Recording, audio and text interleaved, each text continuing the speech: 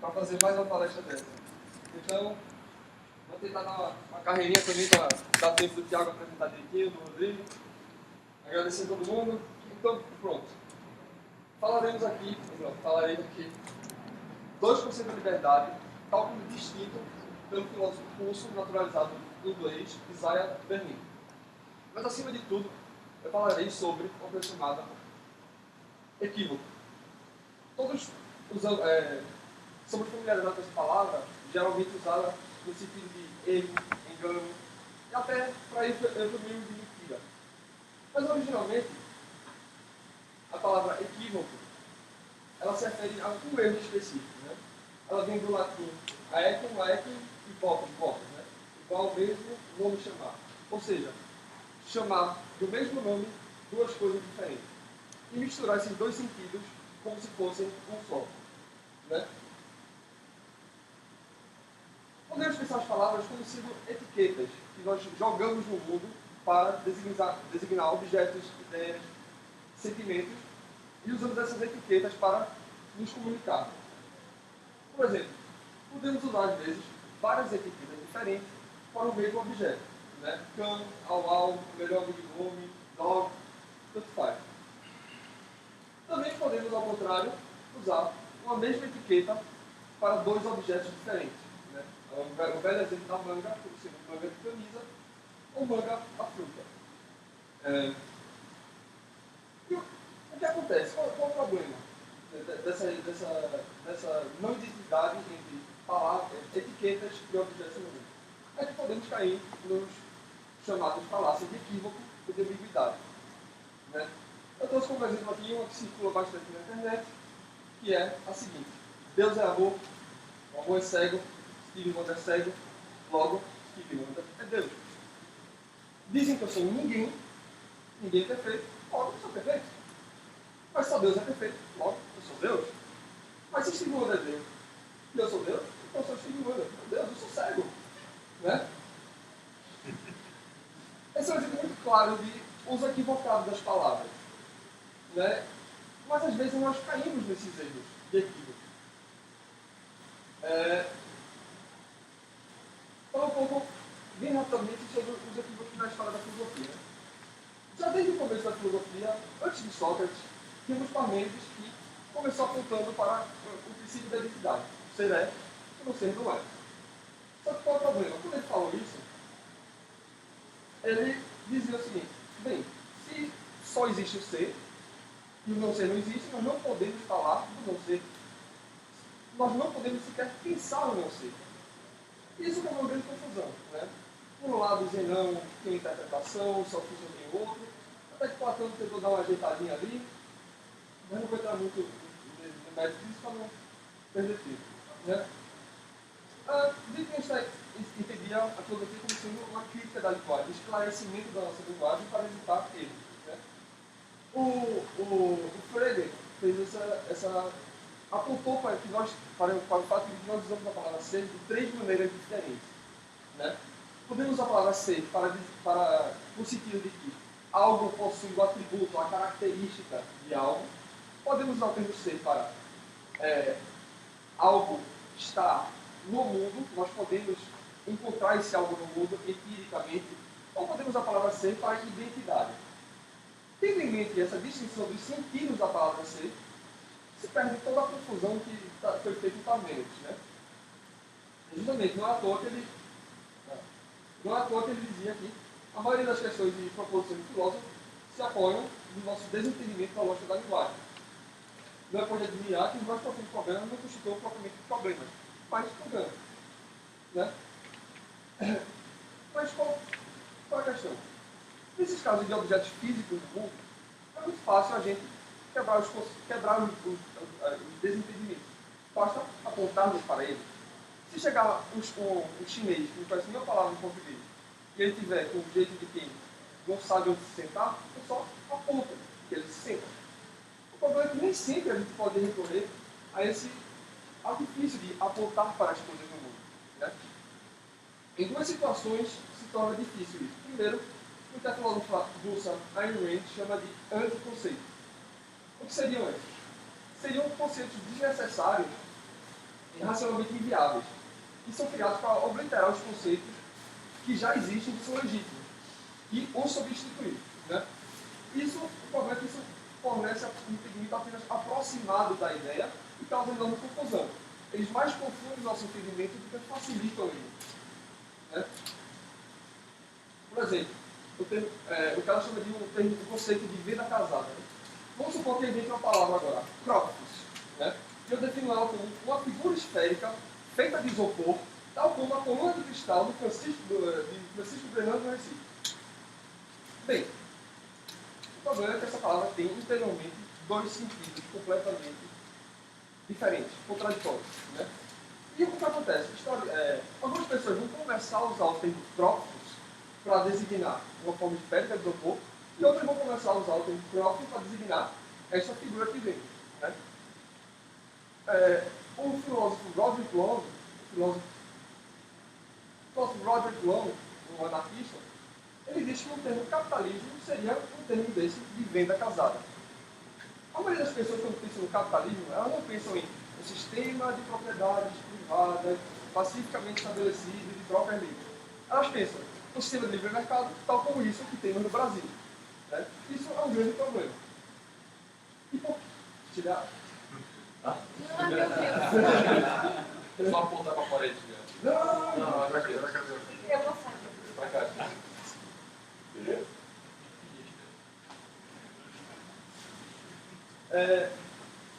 Se o termo capitalismo é um termo de venda casada, por consequência, o socialismo também seria um termo de venda casada.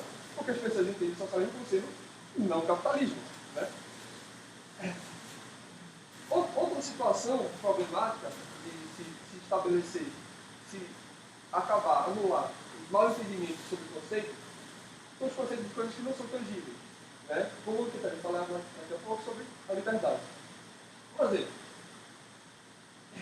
se eu olhando para esse copo, como há de saber se é cachaça ou água?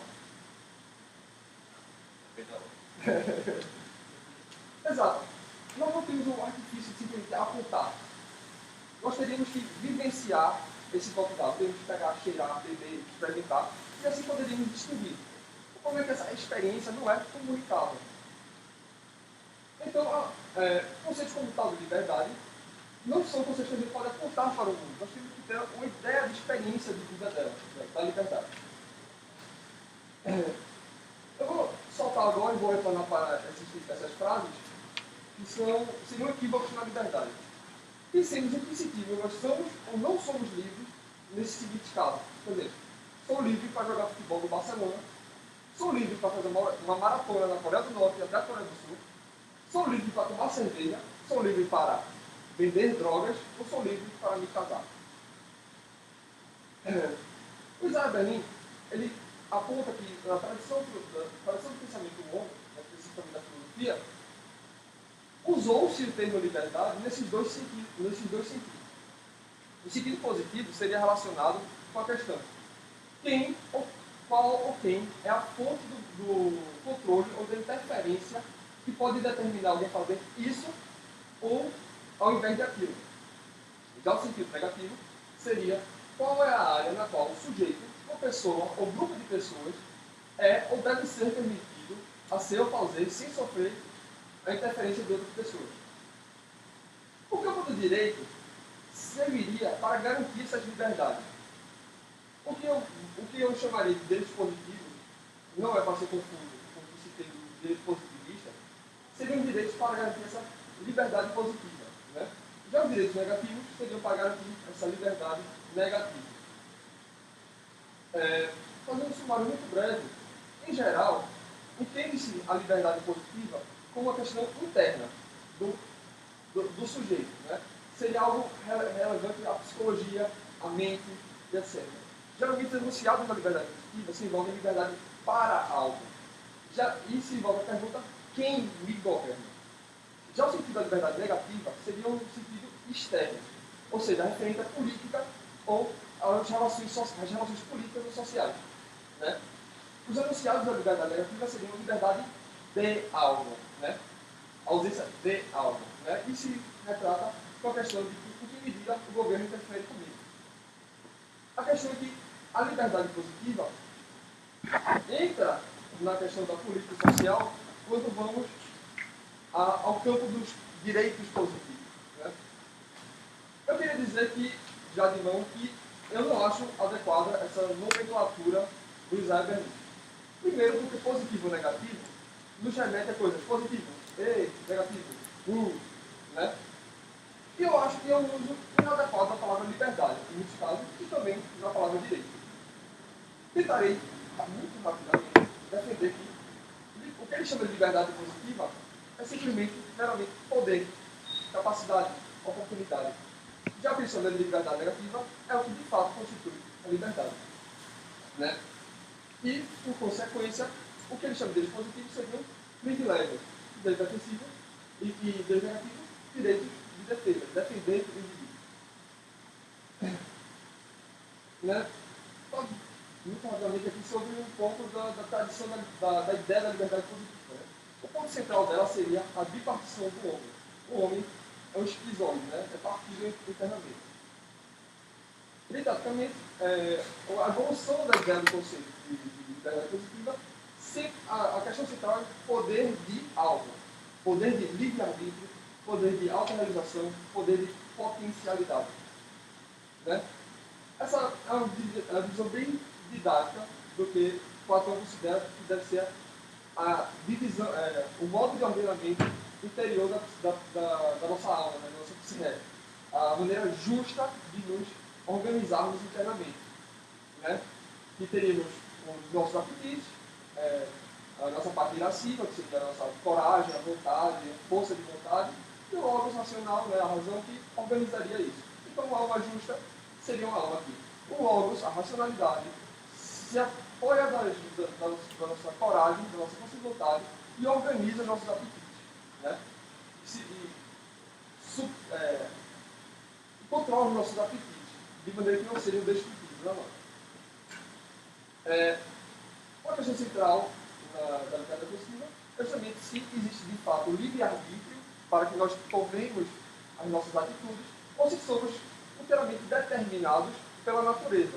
Se estamos apenas respondendo às forças da natureza ou se de fato a nossa cabeça controla o nosso corpo para fazer o que ela deseja. Eu não vou entrar muito nessa questão, mas só dizendo, o Santo Agostinho fez esse primeiro, e essa é uma questão muito relevante da filosofia da mente atual. Né? Existem várias posições, compatibilistas, incompatibilistas. Né? Conseguiram alguns problemas imediatos da questão da liberdade entendido como um conceito positivo, com a capacidade de poder. Primeiro seria aqui o estoicismo, né, que toca bem entre aspas, seria um ascetismo. Né? O Isaiah Berlin diz que, por exemplo, se eu tenho uma machucado na minha perna e ela está doendo bastante, eu tenho duas opções de me livrar da dor. Ou descanso, boto um remedinho bonitinho, fico lá tranquilo, até que a dor suba, ou arranco minha perna e pronto. Subi uma dor. Acabou.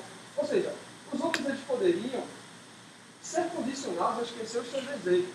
Ou seja, nessa concepção positiva, quem não tem desejos, mesmo que seja, sei lá, uma pessoa que vive em inclusão, na montanha, meditando, comendo ervinhas lá, ele será mais livre do que uma pessoa que tem acesso a todos os desejos dele, mas ele tem mais desejos ainda que não podem ser realizados.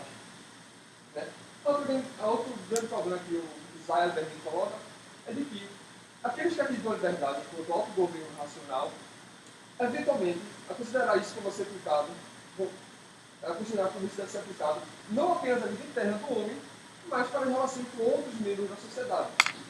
Por quê? Ora, se a racionalidade é algo universal, e eu sei a maneira racional de me organizar, eu sei a maneira racional de todos se organizarem. Então, você não é livre para fazer o que é irracional. Você não é livre para fazer o que é estúpido, você não é livre para fazer o que é errado. Se eu sei a maneira racional, eu tenho a possibilidade de organizar todos os outros. Né? Um dos grandes expoentes do pensamento da liberdade positiva, atualmente, é o Amartya Sen, um economista, vencedor do Nobel. Ele foi o desenvolvedor do IDH, né, o Índice de Desenvolvimento Humano. Nós vimos direto na notícia, nas notícias, jornadas, etc. Né? A definição dele é bem precisa. Liberdade é a potencialidade do indivíduo de fazer aquilo que ele fundamentalmente valoriza. desenvolvimento social para ele seria o processo de alargamento dessas potencialidades que as pessoas usufruem. Ou seja, quanto mais potencialidades temos, mais livres seremos. Né? Então, preste atenção que sempre, né, nesses pensadores da liberdade positiva, está centralizado a ideia de poder fazer, que é a capacidade de fazer, a potencialidade. Né? Agora, também brevemente aqui da tradição da liberdade negativa, tendo como questão central a defesa do indivíduo. Né?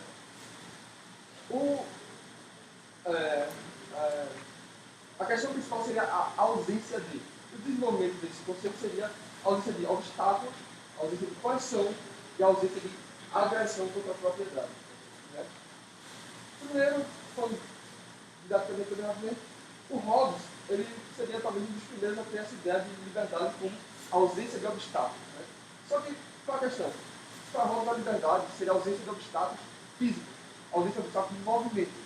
Né? Ou seja, se aplicaria a tudo, não apenas a seres racionais, mas a todos os objetos no mundo. Né? Ele fala, por exemplo, assim, que um rio está livre, que não tem nada para além do rio. Sei lá, essa garrafa estaria livre para cair até o chão. Depois do chão, ela não está livre para cair. Né? Ou seja, ele tira o campo da liberdade, da nossa vontade, do nosso desejo interior, e coloca para a ação. Né?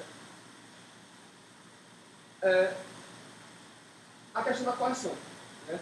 O Hayek ele define a coerção como sendo de uma maneira que é bem comum a gente ver as pessoas entendendo a coerção hoje em dia. Né? A coerção ocorre quando o indivíduo é obrigado a colocar suas ações a serviço da vontade de outros. Não para alcançar seus próprios objetivos, mas para buscar os objetivos da pessoa a quem serve. Né? O Hayek tem dois grandes problemas na sua concepção de liberdade e de coerção. Né? Primeiramente, é que ele acha que a coerção não pode, ele afirma que a coerção não pode ser completamente evitada. Porque a única maneira de pedir a coerção é também com coerção. Qual o problema? O Hayek não faz uma distinção entre coerção agressiva e coerção defensiva. Para ele são homogêneos. Ou seja, para ele, aquilo que nós consideramos de coerção defensiva seria menos coerção do que uma situação de muita coerção agressiva. Né? Outro grande problema da ideia de Hayek é que ele diz que desde que se tenha prévio conhecimento de que, ao agir de determinada maneira, sofrerei coerção, e desde que eu possa evitar a conduta, nunca serei coagido. Ora, ele tirou completamente do campo da ideia de coerção a ameaça de coerção. Por exemplo, se eu digo a vocês, quem sair dessa sala até 6 horas levará um tiro com sua arma aqui, bem, todos vocês conseguem ficar aqui até 6 horas, né? Ninguém vai morrer. Ou seja, vocês estariam evitando, vocês, por ficar aqui, conseguindo evitar a minha coação. Logo, vocês não foram coagidos. Muito estranho, né? Agora eu vou falar, ultimamente, sobre o Rothbard, que é quem, eu acredito, faça a definição mais correta, mais coesa do que é a liberdade. Para ele, a liberdade é ausência ou interferência de ausência de invasões ou de interferências fisicamente coercitivas da pessoa ou da propriedade do indivíduo nos direitos de propriedade justos e amplamente definidos. Ou seja, a liberdade de realizar uma troca implica necessariamente na liberdade, equivalente, de não realizar uma troca. Né? Por exemplo, vejamos a seguinte cena. Quem está agredindo quem nessa situação?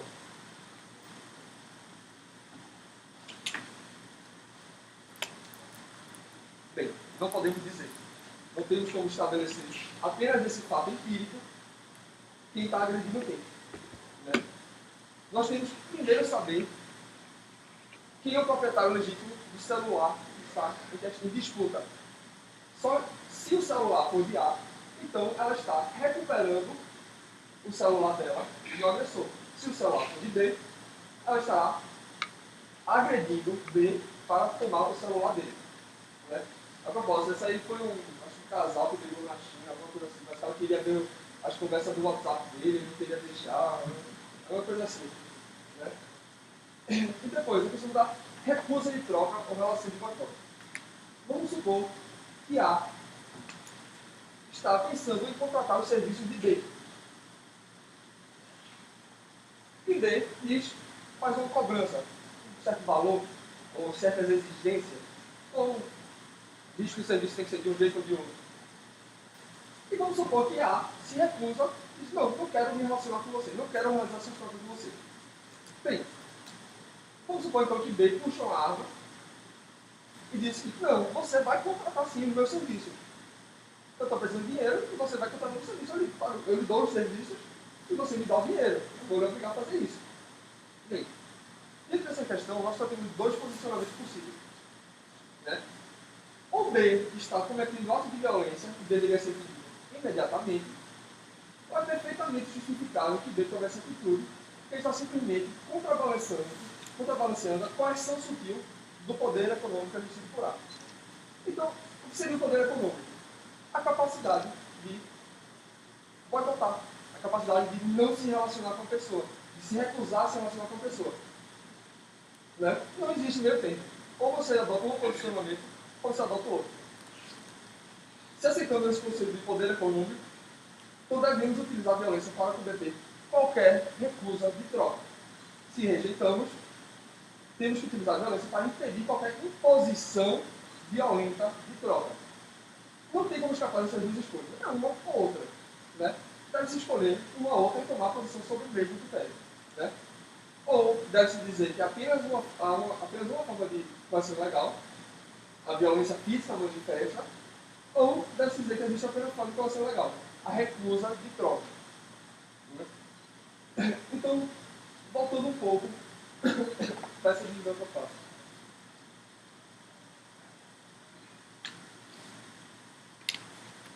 Pensemos nessa distinção de poder e liberdade da seguinte maneira. Toda vez que eu puder substituir a palavra liberdade pela palavra poder, capacidade, potência, oportunidade, essas coisas, nós não estamos falando de liberdade. Estamos falando de poder, capacidade, liberdade. Não, desculpa. Então, se pudermos fazer essa troca e o sentido da frase não se altera, então nós não estamos mais falando de liberdade, estamos falando de poder, oportunidade, capacidade. Né? Então, voltemos para essas frases. Sou livre para jogar futebol no Barcelona, FC. Bem, certamente ninguém iria querer assistir jogando futebol com Messi e Neymar. São uma alternativa. Né? Ninguém estaria disposto a pagar. O Barcelona não iria querer me contratar. Mas ninguém me pediria. Se eu fosse um ótimo jogador, pelo contrário, até me contratariam para jogar ao lado de Messi e Neymar. Sou livre para fazer uma maratona da Coreia do Norte para a Coreia do Sul. Bem, talvez no momento, no meu estado físico agora, eu jamais conseguiria isso. Mas dependendo de um ano ou dois, acho que eu conseguiria. Né? Só que, se eu tentar fazer isso, eu seria impedido. Eu não tenho passaporte da Coreia do Norte para poder sair dela. Eu tenho passaporte da Coreia do Sul para poder entrar nela. Né? Agora, pensando um pouco no campo dos direitos positivos e negativos. Sou livre para tomar uma cerveja. Tenho o direito de tomar uma cerveja. Isso não significa de que, se eu for agora ali no bar, os caras têm que cuidar de toda a cerveja do mundo que eu quiser. Ao contrário, significa que ninguém possa impedir de que eu vá no bar, que não tenha namorada, ninguém pode impedir de que eu vá no bar e tome cerveja. Sou livre para vender drogas. Bem, se eu quiser abrir uma boca de fumo, eu abro. Qualquer um aqui consegue. A coisa mais fácil do Brasil é você traficar drogas. Todo mundo tem a capacidade de poder. Mas, nós não podemos fazer isso. Nós não somos livres para fazer isso. Se fizermos isso, nos perderemos, usarão agressão contra nós. Ou sou livre para me casar. Bem, primeiro depende da orientação sexual de cada um. Essa questão. Né? Mas, acima de tudo, supondo que todos fôssemos livres para nos casarmos, não significa de que, se alguém se recusasse a casar comigo, eu estaria tirando a minha liberdade. Ninguém é obrigado a se casar comigo.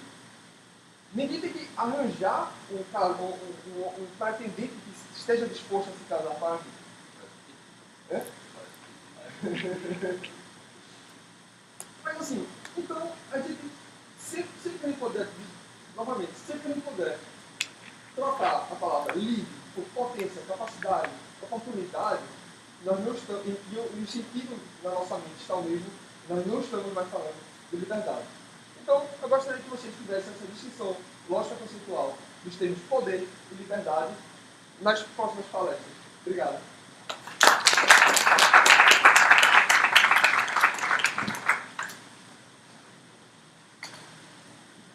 Mais uma vez, boa tarde. O tema que eu peguei me causou muita dor de cabeça, porque é um tema, apesar de fascinante, é também muito amplo e é muito complicado você reduzir uma discussão acerca do que é liberdade de expressão e suas possíveis instâncias em apenas 20 minutos, um pouco mais que isso. Dessa feita, eu vou tentar ser bastante sucinto, não vou me ater tanto a argumentos técnicos, pois eles requerem uma elaboração um pouco mais articulada que o tempo, infelizmente, não permite. Eu concordo com você no sentido de que liberdade de expressão seria uma liberdade negativa. É uma liberdade que só pode ser retirada, não pode ser instituída. E uma vez que é uma liberdade negativa, eu pretendo analisá-la do ponto de vista dos seus inimigos, assim posso dizer. E esses inimigos, eu separei dois argumentos que eu julgo como a essência da oposição à ideia de liberdade de expressão, que eu constituo entre o argumento ultrassensível e o argumento paternalista.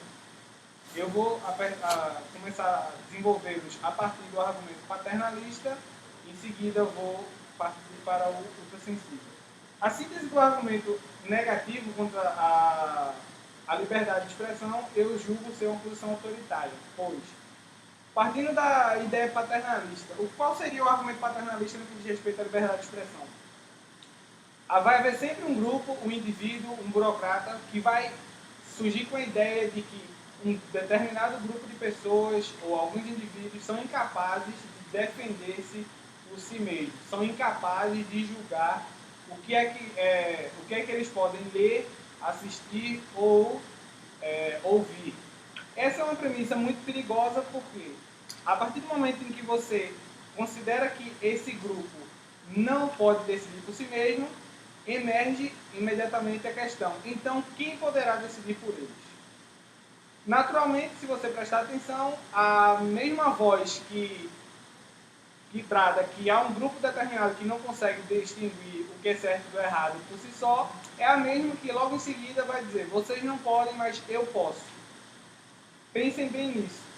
A partir daí, você tem uma distinção que eu julgo como uma herança nefasta do cristianismo para o Estado moderno, que é a ideia de que alguém tem que necessariamente, ou que pode, assumir as nossas responsabilidades. Falso, muito falso. Você parte de uma ideia de que alguém assume essa responsabilidade.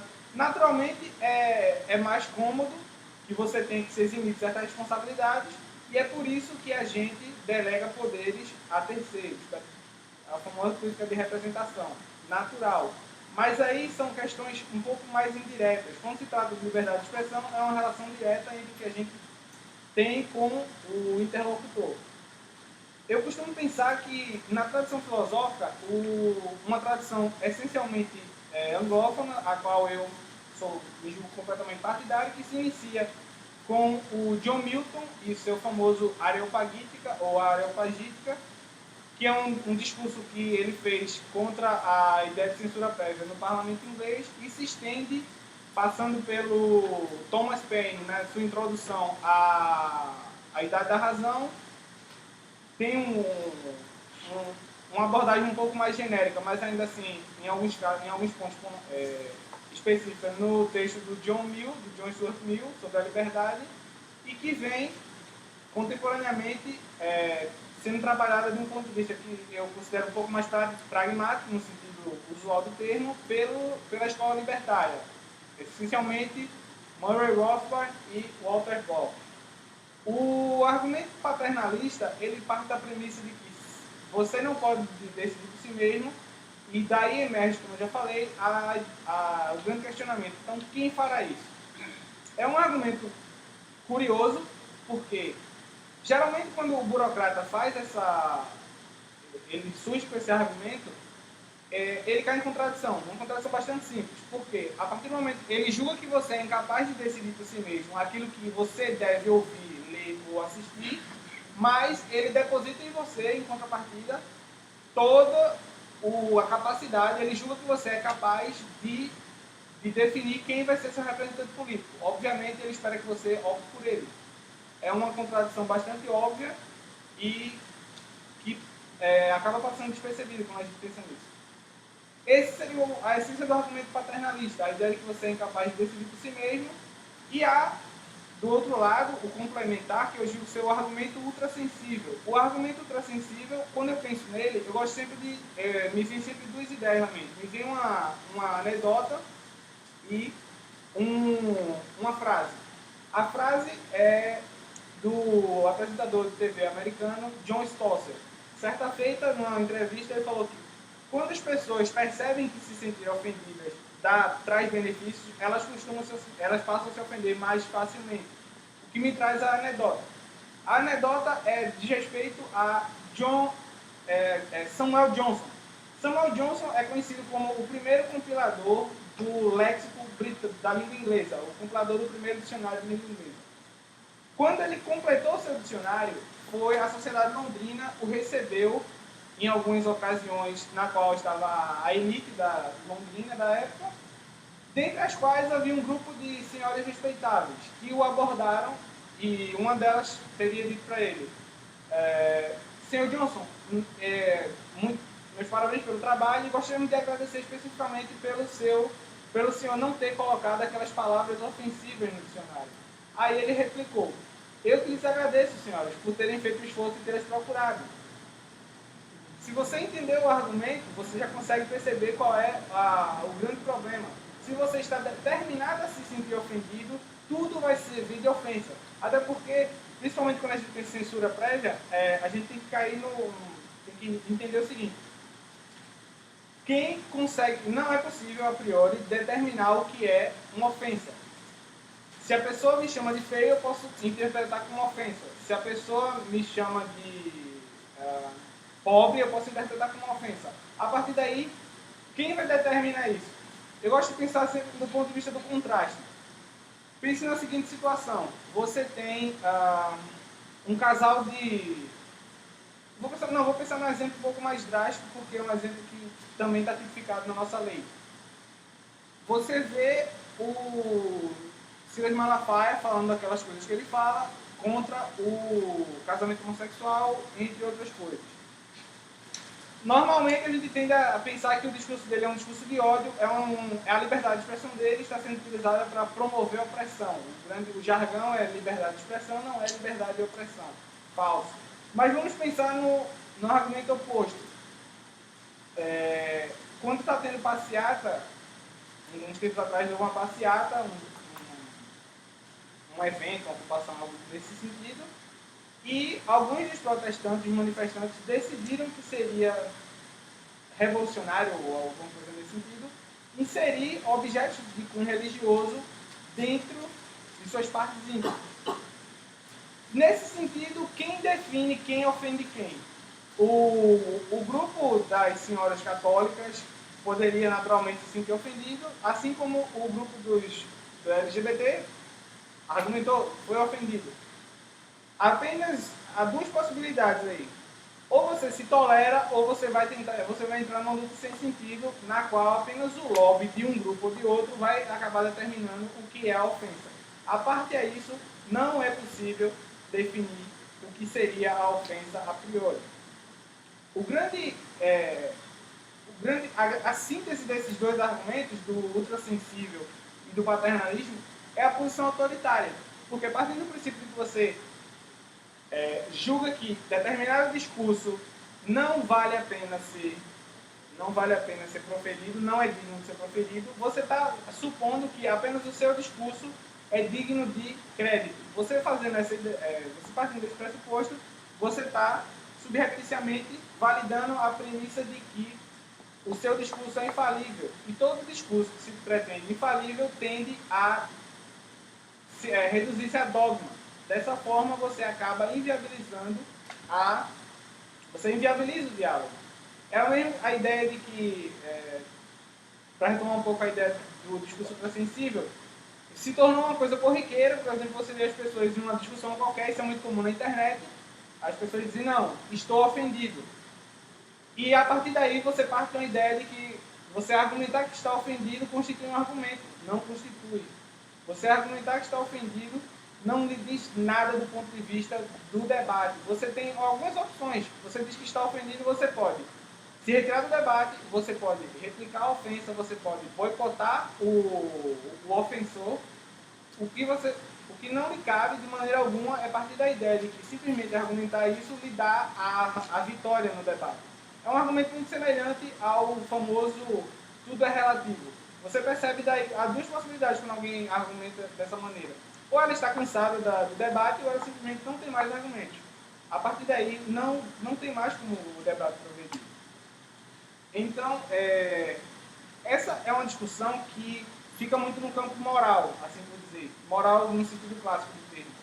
A perspectiva da escola libertária surge como uma forma mais pragmática de tentar resolver essas questões. No sentido de que a escola libertária parte da ideia de que não é relevante se o argumento é moral ou imoral, mas sim se causa ou não agressão. Eu diria que o caso base, desde o século passado, que gerou que foi o grande propulsor do argumento libertário nesse sentido, é um caso que você consegue identificá-lo por uma metáfora. A metáfora é a de que não é permitido gritar fogo num cinema lotado. Essa metáfora deriva de um caso real acontecido em 1919, é o famoso caso Schenck versus United States, a partir do qual estavam sendo julgados um grupo de socialistas de origem Yiddish que tinham escrito um panfleto se opondo à entrada dos Estados Unidos na Primeira Guerra. O juiz Oliver Holmes, que foi quem acabou por acusar o grupo de socialistas, partiu da premissa de que a liberdade de expressão é limitada a partir do momento em que ela, no caso em particular, ela contraria os interesses nacionais. E é sempre essa ideia, pense nisso. Quem controla você, quer saber quem são seus inimigos? Aqueles que tentam lhe calar, aqueles que querem dizer por você o que é que você pode ou não ler, ou pode ou não ouvir, ou pode ou não falar. Esses são os seus reais inimigos. Mas pense também em outra coisa. Quem legisla para você, também legisla por você.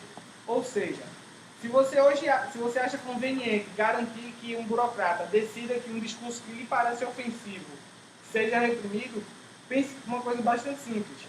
A burocracia estatal, ela tem um caráter impessoal. O mesmo burocrata que julga hoje que você pode ou não ouvir aquilo, vai ser o que amanhã vai julgar o que você pode ou não falar, qualquer outra coisa que lhe pareça conveniente. Esse é o que eu costumo dizer, é um cálice envenenado. Qualquer um que vier com essa ideia, rejeite, recuse, pois por trás dessa falsa generosidade há um espírito autoritário desejando, por um lado, partindo do princípio de que você é incapaz de decidir por si mesmo e desejando, em último caso, ter controle sobre você. A perspectiva libertária, ela,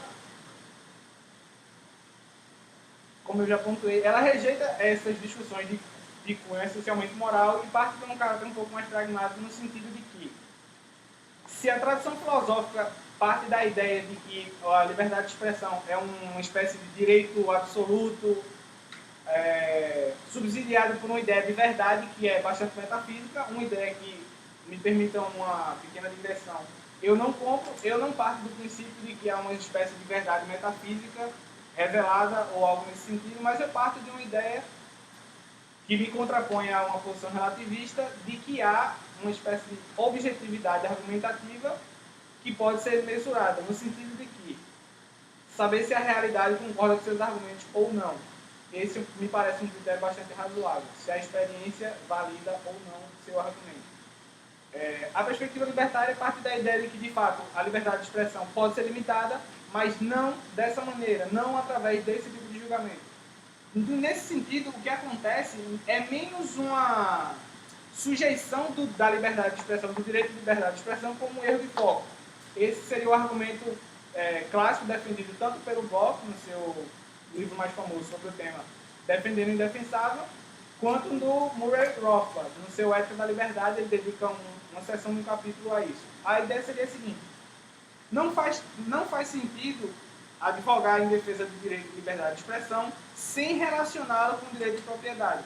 Retomando o argumento de que não é permitido gritar fogo no cinema lotado, a perspectiva seria a seguinte: você não pode, não lhe é permitido gritar fogo no cinema lotado por questões de moral, mas sim porque isso feriria um contrato que você tem com o dono do cinema, o dono do teatro.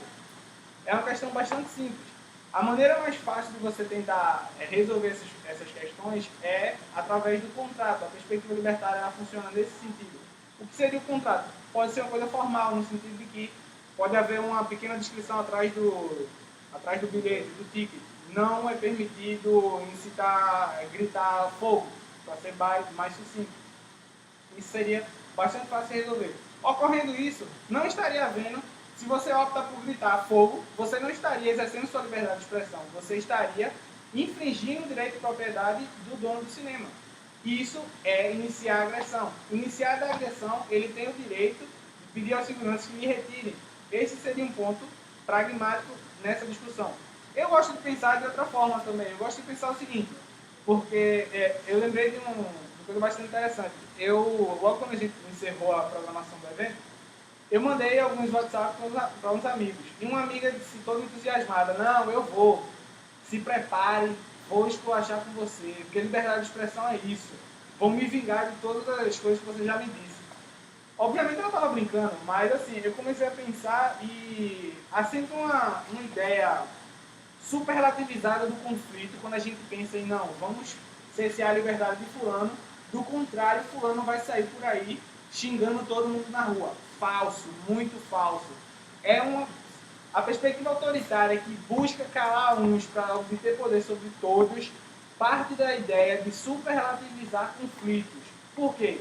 Quem aqui em sã consciência ia querer andar com uma pessoa que anda xingando e ofendendo todo mundo? Não, ninguém ia querer. Ninguém ia querer comerciar com essa pessoa, ninguém ia querer estar por perto dessa pessoa. Por outro lado, no caso, essa seria uma perspectiva muito caótica da natureza humana, que julga que, do contrário, se não houver nenhum tipo de regulação, as pessoas vão simplesmente cair naquela guerra de todos contra todos. Falso.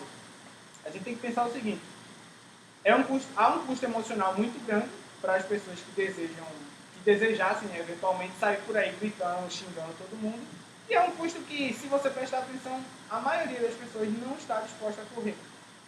E aí você parte, não, mas vai sempre haver alguém que vai querer correr o risco. Vai, mas não vai ser a lei que vai impedir. Você querer criminalizar o ódio não vai fazer com que o ódio deixe de existir. Esse é um ponto interessante. Por quê? Uma forma muito... pense, por exemplo, na chamada apologia ao nazismo. A apologia ao nazismo, ela é criminalizada em diversos países, inclusive aqui no Brasil. Há uma mistura eu costumo pensar que é sempre uma mistura de Minority Report, quando a gente pensa em censura prévia, porque, por exemplo, em 2009, o historiador britânico David Irving foi preso na Áustria, não por ter expressado nada em favor do nazismo, ele é um historiador da Segunda Guerra, mas simplesmente por ter planejado fazer uma palestra acerca do tema. Esse é o chamado crime de censura prévia, que é ainda mais problemático porque você parte do princípio de que é possível determinar um eventual dano que a pessoa poderia causar. Falso. Totalmente falso. Se há de fato, como algumas pessoas gostam de externar, um problema na liberdade de expressão, eu assumiria a posição do John Mill, que é de que se de fato há um problema de liberdade, a única saída é mais liberdade. Como é que você relaciona essa ideia de mais liberdade com, por exemplo, você botar um contrato que me impede de falar certas coisas dentro do cinema? Ao assinar o contrato, você está exercendo seu direito, sua liberdade de negociação, sua liberdade de associação, como a gente entende tradicionalmente.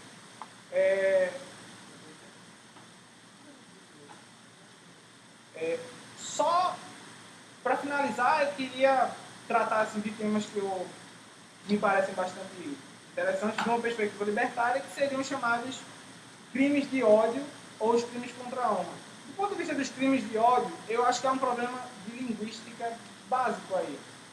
Justamente por isso. Porque quando a gente diz que fulano, você está cometendo um crime de ódio, isso automaticamente cria um estigma na pessoa. Quem vai querer andar com uma pessoa conhecida por ter cometido um crime de ódio? Mais uma vez, há uma superlativização do conflito. Porque quem vai definir o que é crime de ódio? Crime de ódio serviria tanto para um defensor do nazismo fazer um site defendendo o extermínio dos judeus, quanto, por exemplo, um torcedor do esporte falar que o torcedor do Náutico é um frouxo. É polarização, ou seja, a gradação se torna irrelevante. Por quê? Parte de um caráter puramente subjetivo.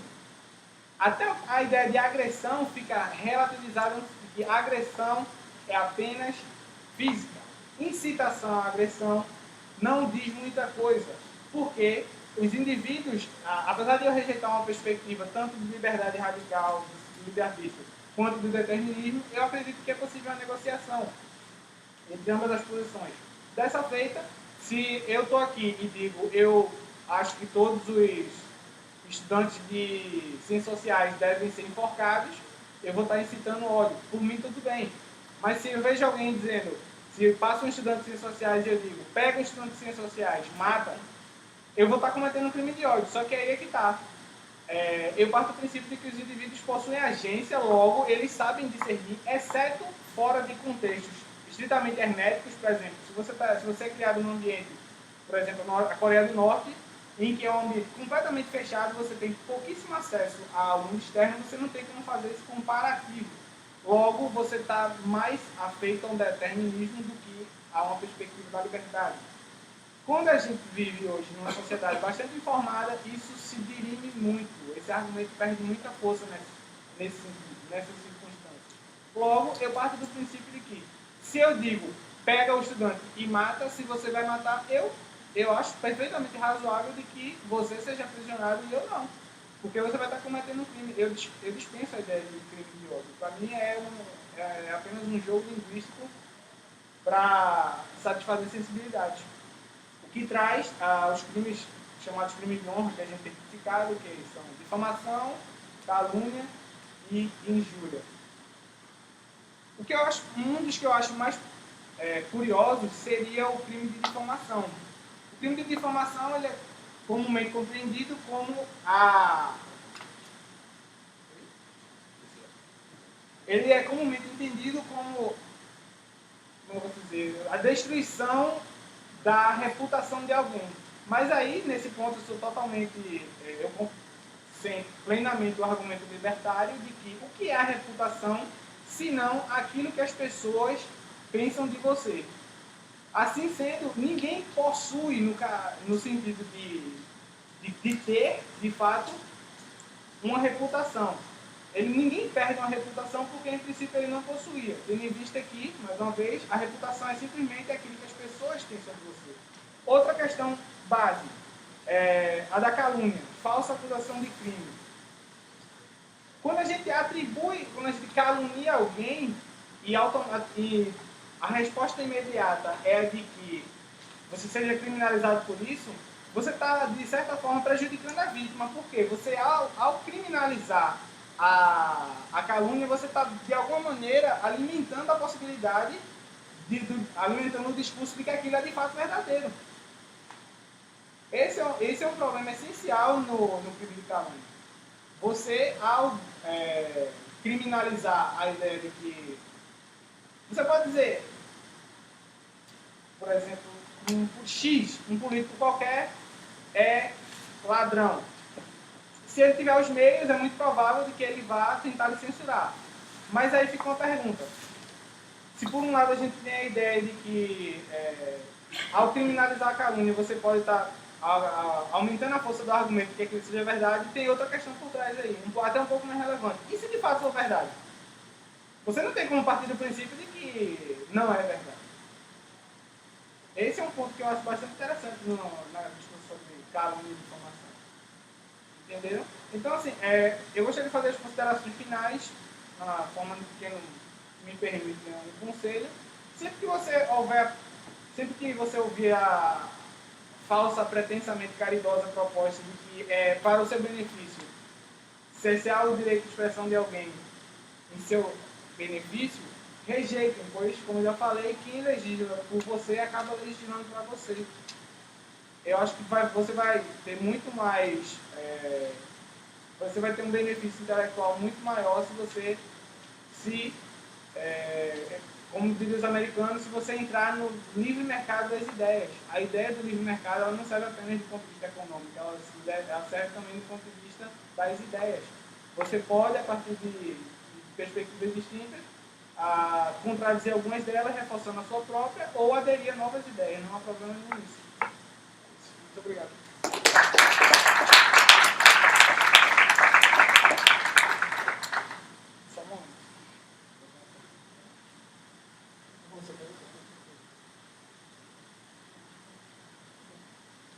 Pronto, agora a gente vai para as perguntas.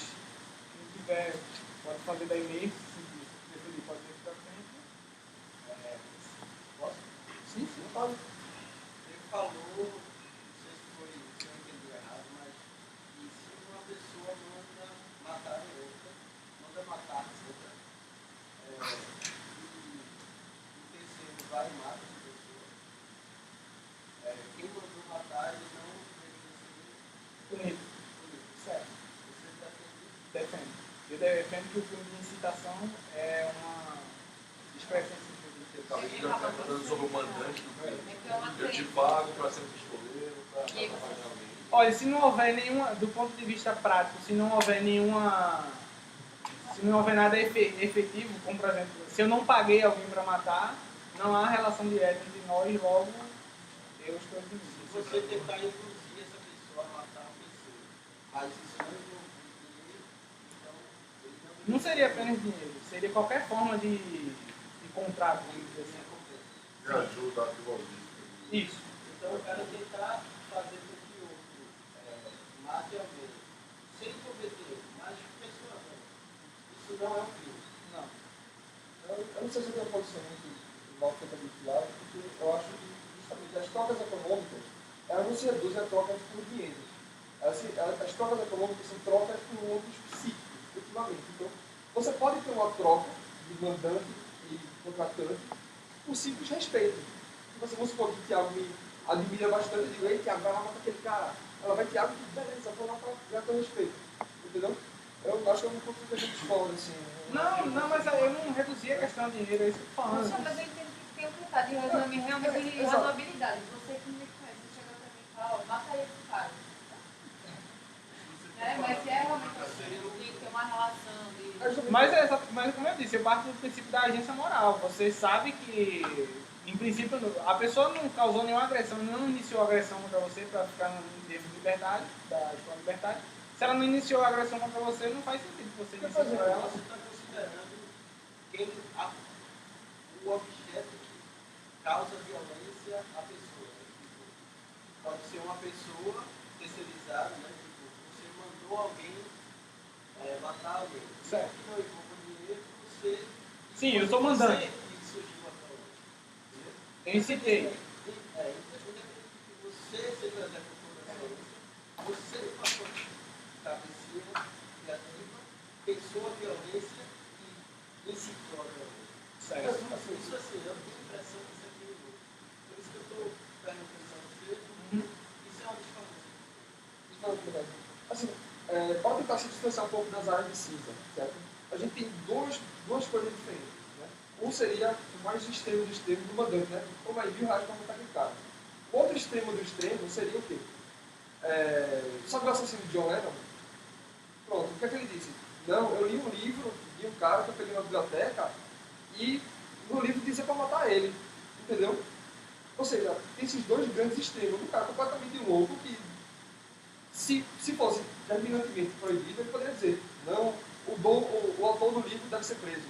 Ou, por exemplo, você faz um filme e alguém capta alguma mensagem do filme e diz, não, o filme me mandou matar fulano.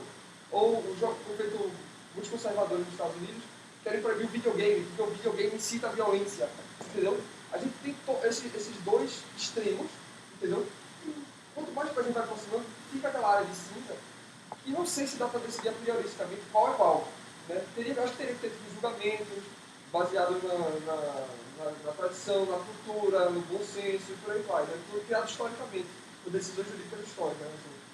Assim, mas é isso que é eu vou passando. colocar mais uma área cinzenta aí, por exemplo. Incitação ao suicídio, né? Eu consigo distinguir claramente o fato de eu saber que uma pessoa está doente, ela tem um estado clínico de depressão, e eu vou lá falar, você deve se matar mesmo, isso é uma merda. Porque escrever um romance que, assim, a personagem principal se suicida e se suicida por razões morais muito relevantes, e que isso faria com que outras pessoas iriam se suicidar também. É um Humberto, né? Humberto. Exato. E aí, o Gates deveria ser preso por isso, por incentivar. Quantas pessoas dizem, Né? até hoje ele é vendido. Não, mas assim, no caso de assim, incitação ao crime, entendeu? Mas você sabe que aquele cara tem raiva do outro, você dá um diagnóstico disso, ele matar ele. Exato. Isso Eu acho uma hora muito cinzenta. É relativo, né? Tem a incitação direta e indireta. O cara doente já está todo. Mas aí, se o cara doente, é diferente, uma pessoa normal, porque aí ele não teria essa... Justamente assim, se o cara é doente e você sabe que se você falar isso e você não matar, você está meio que assim, usando ele como um meio para cometer o crime que você quer, entendeu? Ou seja, é bem cinzenta essa área, mas assim, o meu ponto, eu acho talvez seria diferente. Não, mas assim, eu não tenho problema. Em princípio, eu assumo essa posição um pouco mais intransigente, mas claro, é possível reconhecer que há essa área cinzenta. Dois exemplos disso. Um deles seria as razões para você proibir a veiculação do Mein Kampf, já que a gente está tratando em algum nível de literatura, material literário. As razões da proibição da veiculação do Mein Kampf são incitação à violência, incitação ao antissemitismo. Mas assim, tudo bem, a gente entende que a gente é ocidental, é culturalmente cristão, mas do ponto de vista da incitação à violência, especificamente contra os judeus até, se a gente tem que proibir o Mein Kampf, a gente teria que proibir a Bíblia também. Porque tá lá, a origem do antissemitismo, a noite dos cristais, Hitler, ele, ao contrário do que se diz para Hitler, não era um ateu. Hitler é fruto de um catolicismo bitolado, porque tá lá, é um versículo, tá em João lá, o sangue dos judeus deverá cair sobre a sua cabeça, algo nesse sentido. Por que isso não acontece? Por que esse duplo padrão? Tudo bem, eu reconheço, é uma área cinzenta, mas assim, me parece uma questão, mais uma vez, de lobby puramente do que de razoabilidade.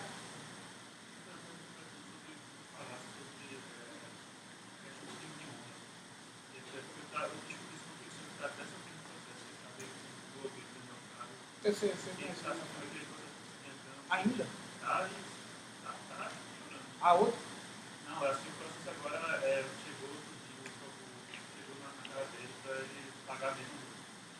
E ela foi eleita, ele perdeu a conta dele. Mas aí eu acho que não perdeu uma vez sobre isso, ele é bem radical. E aí ele estava com esse preço. No caso dele, ele chamou ela de vagabunda. E assim, isso é muito comum você falar com ele. E ele é um cara que, por exemplo, tem 70 mil pessoas inscritas no canal dele, mas isso é nada para o tempo de Brasil. Isso não atinge ela. Ninguém votou nela, um ou dois talvez tenham visto ele falar alguma coisa dela. Isso não mancha a reputação dela. Mas, por exemplo, se ele fosse um cara como o William Bonner, tá no Jornal Nacional, todo dia lá, muita gente dá boa noite para ele, né? Ou seja, ele é um cara que tem um alcance. E aí ele diz que determinada pessoa qualquer, eu ou você que são irrelevantes no cenário nacional. A gente não pode ter nem se defender em relação a ele, não ser processado. Mas ele começa a dizer que você é pedófilo. Assim, por mais que você próprio não seja, que você processe ele seja preso por causa disso, mas você ficou naquela peixe com você, né? Você ficou com ele. Aí isso destrói a sua vida, né? Como é que você. Entendeu? Você pode ter trabalhado com criança, porque não dava de contratamento, você não seja, mas não. Veja bem, você falou um negócio bastante interessante, a gente prova que não é. Eu acho que no direito brasileiro há uma perversão de um princípio essencial do direito, que é a presunção de inocência. A gente não parte mais do princípio de que o fulano é inocente, a gente parte do princípio de que ele é culpado. Logo, a gente passa para ele a responsabilidade de ter que se defender. Errado, falso. Se você está acusando, você que tem que arrumar evidências para provar que ele de fato é pedófilo ou qualquer coisa assim.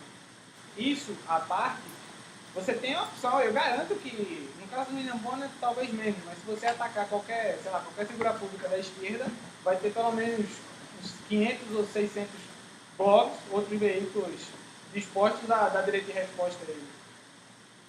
entendeu? Até canais mesmo de TV. Então eu não acho que isso seja um bom argumento, a ideia de que aí você pode destruir, mas como eu já falei, a reputação você não tinha em princípio, você não perde porque você não tem. Assim, só continuando. Porque justamente isso que ele falou, a reputação não é algo meu. A reputação é que os outros pensam de mim. Então eu estou tentando dizer que eu posso mandar no que os outros podem pensar de mim. Entendeu? Então, por exemplo, se você chegar pro seu amigo depois de, pô, essa palestra foi uma besteira, o cara só falou besteira. Eu, eu não posso chegar para o seu amigo e dizer, não, você não pode pensar isso errado de mim, não. Você não pode convencer outra pessoa de que eu só falo besteira, não. Entendeu? É um campo muito perigoso para você dar legitimidade de controle, entendeu? No caso, nesse caso, por exemplo, aí tem uma pessoa que tem grande visibilidade, assim, mancha sua reputação, você poderia ter que ter uma, se isso na verdade ele está apontando, ele teria que receber uma pena similar. Uma grande questão é... Só uma proposta também. Por que tem uma pena? Por que não tem uma indenização? Não, uma indenização que eu quero Porque dizer assim. assim, ele está falando de crime, né? Mas nada Pode ser impede tratado dele na esfera civil. receber algo Não, na porque esfera assim, eu não sou civil, do que vai direito, ser eu não sei se provado, né? para mim seria assim, eu teria que fazer alguma coisa que ele Pena, sentisse. pena do que você está falando do crime é cerceamento de liberdade. Né? Tem um caso clássico que é a escola base. Na escola base de São Paulo, foi dito que determinado diretor fazia sexo com crianças na escola. Essa escola fechou no dia seguinte. Saiu na Veja essa publicação e foi a escola base. Né? A consequência não foi a prisão, foi a prender a pessoa jurídica. A consequência foi a indenização de 45 milhões de reais. Acabou a vida dos caras apenas e ganharam os 45 milhões de reais. Mas foi a forma de ressarcimento que foi dada. Né? Qual a compensação que pode ser feita. O Thiago está dizendo que não é para ser criminalizado, é para alguém ser preso por isso. Mas não quer dizer que alguém não possa ser punido por isso, ser indenizado por isso. Eu achei as palestras muito interessantes e principalmente Thiago, que eu tenho contato já há algum tempo, eu sei que ele tem uma retórica sensacional e eu fico muito lisonjeado de poder debater com ele frequentemente. Mas durante as apresentações houve três coisas basicamente que me chamaram a atenção. Primeiro, quando tu estabelece uma relação de um combate ao dogmatismo. E dentro de tua fala eu percebo, em certo sentido, aquele paralelo que traça com a questão do monstro.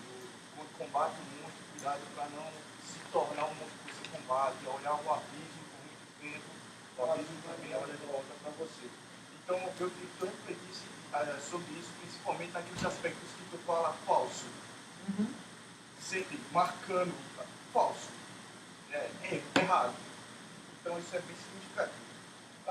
Segundo ponto, quando tu fala do exemplo do cinema, e aí foi uma questão que para mim ficou muito pesada.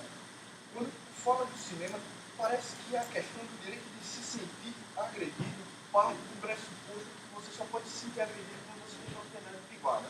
Porque quando você tem propriedade privada, você pode estabelecer um contrato, uma normatização sobre aquilo que você possui. E o despossuído não tem direito a se sentir agredido pela liberdade de expressão alheia. E, por último, para finalizar, então, eu queria, e aí é uma coisa mais ampla, eu queria que tu tentasse relacionar a tua ideia de liberdade de expressão, principalmente nos termos que tu propõe em relação ao argumento de paternalismo ou da ultrassensibilidade, Paternalismo e ultrassensibilidade. exatamente, com a questão da defesa das minorias sociais em um contexto em que é corrente a estrutura de banalização do mal, em todos os sentidos. E aí queria que tu pensasse essa experiência de agressão também a partir do entendimento que existem diferenças entre a emanação do poder do centro e da periferia. Isso só não no âmbito institucional, como também no âmbito social. Eu acho que você marca muito o âmbito institucional. Mas eu queria que você pensasse essa relação também nos âmbitos sociais. Não é só a instituição que existe, as relações de poder na sociedade também são marcadas por essa difusão entre centro e periferia. E como é que a periferia pode reagir à emanação de um poder do centro, se não por essas estruturas de manifestação que propõem um entendimento de choque, de enfrentamento propriamente. Pode. Então, quando o assunto que eu queria falar, que essas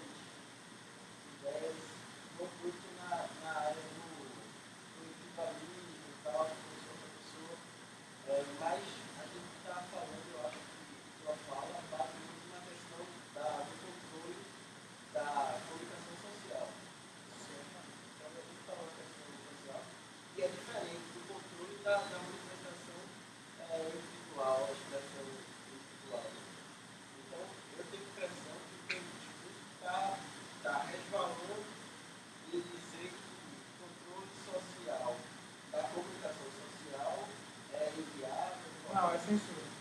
É censura. Total. De maneira incorreta. De maneira inapropriada, imoral Pronto, então. e extremamente paternalista. E, em termos práticos, só para complementar, é a efetivação da postura autoritária. Certo. Então, assim, a gente sabe que a autoridade, ela vem do dono do meio de comunicação. Certo. Então, assim, o que seria mais correto a sociedade, na forma das instituições democráticas, ter o controle do que deve ser feito lá, assim, um padrão a ser respeitado, ou o dono do meio de comunicação dominar a decoração e tudo mais, todos os meios. Até a gente sabe que a distribuição da concessão de comunicação social são completamente respeitosas à Constituição. Então, assim, não há liberdade de expressão, apesar dos meios de comunicação. E o que os que pedem ao controle, eles não querem censura, eles querem o controle social do meio de comunicação social. Tem mais alguma pergunta?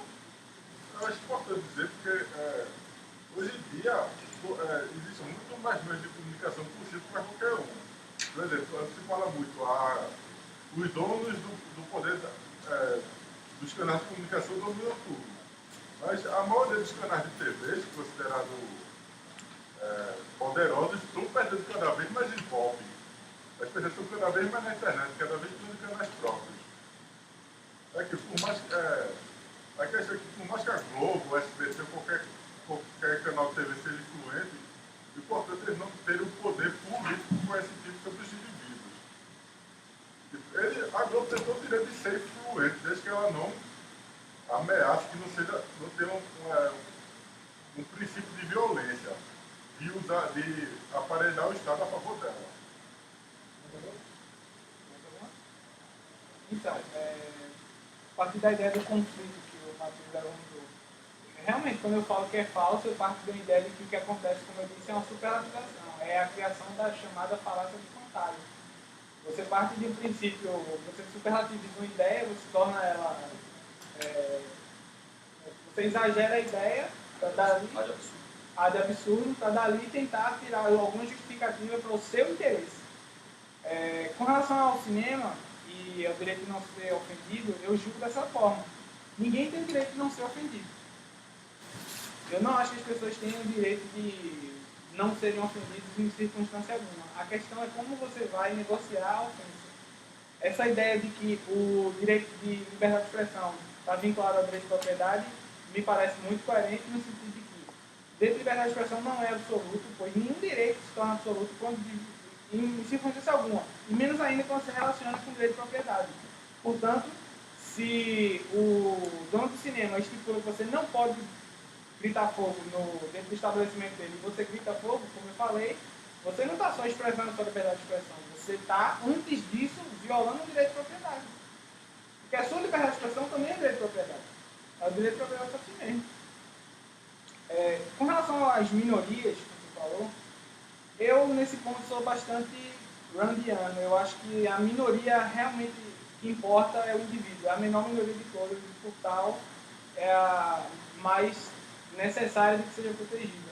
Minorias sociais, eu acho que é um conceito bastante vago e que, no fim das contas, acaba não contribuindo para o debate, por uma questão de guetificação. Minorias sociais tendem, em último caso, a condensar-se, a se tornarem herméticas e, em último caso, tentar exigir dos outros alguma forma de direito que elas naturalmente não possuem. Tu falou aí, um rapaz que falou sobre controle social da comunicação, controle social da mídia. Isso me lembra a chamada Nova Língua de George Orwell, no seu famoso livro 1984, que é uma distopia sendo as utopias que deram errado, há essa ideia de que conceitos que a gente tem mais ou menos de maneira clara possam ser remodelados a um ponto em que, além de eles se esvaziarem de sentido, a prática torne-se, como eu posso dizer, a prática deixa de existir. Não apenas no conceito, no sentido de que, quando você fala controle social da comunicação, é um nome mais bonito para censura, porque censura traz todo um estigma negativo, controle social não. Pelo contrário, qualquer coisa que você insere o termo social hoje parece ter uma aura de santidade. Isso é uma questão bastante Equilibrado por quem? Você falou Ela do... teria o direito a algo deve ser usado em último caso e para aquele Você falou do controle. para Cláudio Souto, por exemplo. Oi? Seu... Só uma ressalva. Por exemplo, questão da TV aberta, a Globo, todo mundo condena então. O controle social que ele poderia usar aí seria, no caso, a audiência. O controle se daria na demanda da audiência. Você não acha que aquilo está errado, e pessoas que concordam com você também, eles vão deixar de assistir aquilo. Aí isso seria o controle social, ou seja, Espontâneo. espontâneo. Ah, mas esse controle já existe. Botando ligar e desligar existe pra isso. Exatamente. Deixa eu só fazer um comentário breve para a gente poder passar para o próximo, porque a gente vai ter que correr depois ainda para o vídeo. E eu acho que vai dar muito mais. Vai estar muito mais interessante o debate com a palestra do Rodrigo e do professor Felipe. Né? Mas só bem brevemente. Quando você fala de agressão de propriedade, só quem tem a propriedade poderia ser agredido. Bem, a primeira propriedade que você tem é a autopropriedade do seu corpo. Ninguém pode agredir seu corpo. Se eu chegar aqui e agredir seu corpo, vamos supor que eu sou dono do mundo todo. Eu não posso ainda assim agredir o seu corpo. Começa por aí. Segundo, vamos supor que o Thiago se levanta aqui, Matheus, sai correndo, pega teu óculos e sai correndo assim, feito doido. Eu posso dizer que ele me agrediu? Não, ele me agrediu. Ele tirou a sua propriedade, não a minha. Então, sim, de certo modo, a agressão está vinculada à propriedade. Entendeu? Se ele me dá um burro na cara, ele agrediu você? Não. Né? E sobre a autoridade do povo. Tem para começar, não há liberdade de empreendimento nas mídias no Brasil. As mídias são concessões. Só pode abrir uma televisão, só pode abrir uma rádio quem for amigo do Estado. Quem o Estado permite. Entendeu? Nós não temos liberdade de empreendimento na mídia. Entendeu? E segundo, sobre o controle. Quem está controlando essa palestra aqui? Vocês. Vocês podem, em qualquer momento, dizer, poxa, vocês estão falando besteira. Se levanta e sai. Vou lá, sei lá, conversar com meus amigos ali no CAP. Vou lá, subir, estudar, ou assistir uma aula. E, de certo modo, seria algo análogo à palestra. Entendeu? Ou seja, quando a gente tem a liberdade de empreender, e isso que estamos fazendo aqui agora é um empreendimento intelectual, entendeu? Nós estamos dispondo nosso tempo, nosso recurso, para trazer algo que nós acreditamos ser um bom uso do tempo de vocês, entendeu? Enquanto outros professores, outras pessoas também estão empreendendo no mesmo sentido. Então, vocês têm o controle disso. Agora, se eu proíbo vocês de sair aqui, então vocês não têm mais o controle, entendeu? Então, o controle social vai se dar quando tiver abertura ampla de empreendimento, assim como acontece na internet. Qualquer um abre um site de notícia na internet. Qualquer um abre um canal no YouTube. Entendeu? E veja como as notícias do YouTube atendem muito mais os interesses de você. Seja porque se você gosta de, sei lá, de foto de gatinhos, ou se você gosta de, sei lá, história antiga, sempre a internet consegue se adequar aos seus interesses. Né? A gente vai ter que encerrar para poder começar logo a outra. Muito obrigado. Escapa,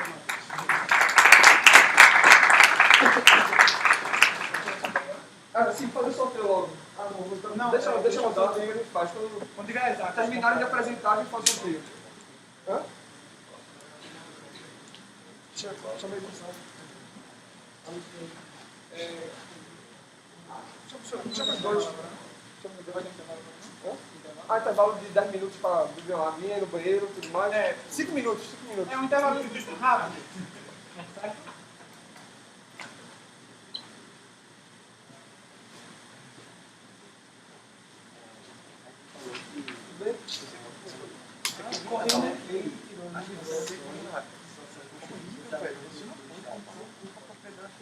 Mas não pode é a propriedade privada por excelência, mano. E aí, Felipe, tudo bem? Você chegou Tem várias questões aí que vão apresentar e a gente vai debatendo aí. É essencial para quem? Para o indivíduo? Não. Quem diz isso? É você que disse. Basicamente, toda liberdade. Porque para Foucault, Você vai controlar. Vai controlar a água. mas aí eu sou pode controlar a vista e essas coisas.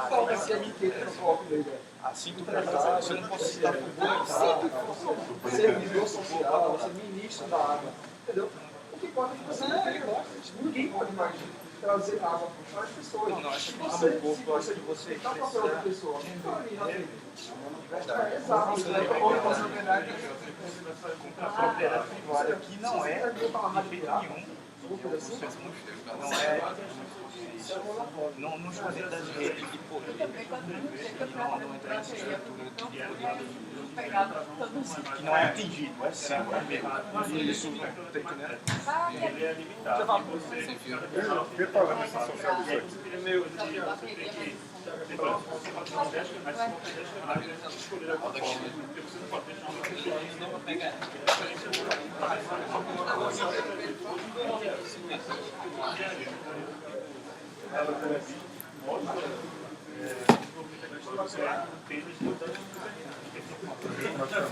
você consegue botar teoricamente limite, né? Assim, limite totalmente normal também. Você acaba tendo um monopólio de rádio.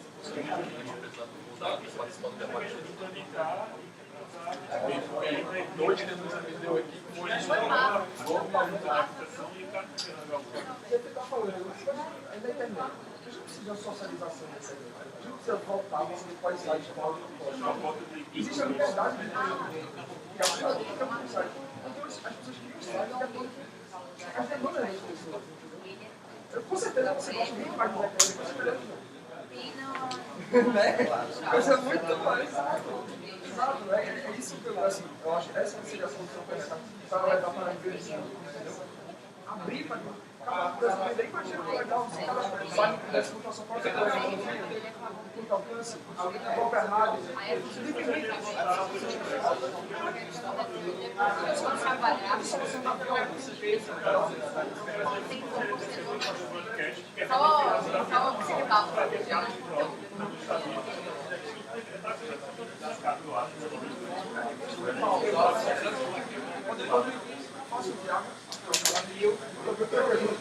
Você tem uma antena de alta potência, até ligada,